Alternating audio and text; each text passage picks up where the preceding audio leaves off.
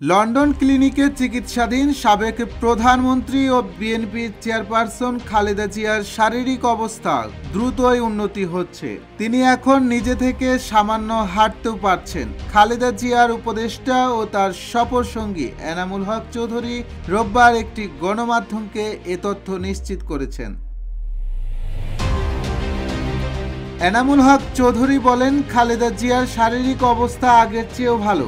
তিনি আজ একা একা হাঁটতেও পেরেছেন। হাসপাতালে থেকেও খালেদা জিয়া দেশের খোঁজ খবর নিয়েছেন, জানতে চেয়েছেন বর্তমান অবস্থা কি।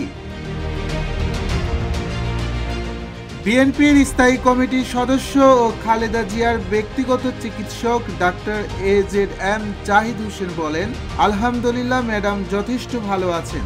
আজ অধ্যাপক জন প্যাট্রিক কেনেডি তাকে দেখে গিয়েছেন।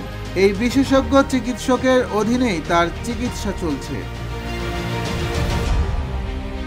তিনি আরও বলেন, খালেদা জিয়াকে আজ ফিজিওথেরাপিও দেওয়া হয়েছে। বলতে পারি তার স্বাস্থ্যের উন্নতি হচ্ছে।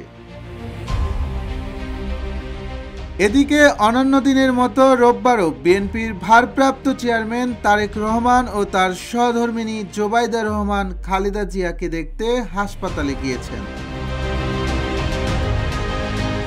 বাংলাদেশ সময় বুধবার 8 জানুয়ারি বিকালে লন্ডনের হিথ্রো আন্তর্জাতিক বিমানবন্দরে পৌঁছান খালেদা জিয়া। এ সময় তাকে স্বাগত জানাতে তার বড় ছেলে বিএনপির ভারপ্রাপ্ত চেয়ারম্যান তারেক রহমান ও পুত্রবধূ জোবাইদা রহমান বিমানবন্দরে উপস্থিত ছিলেন।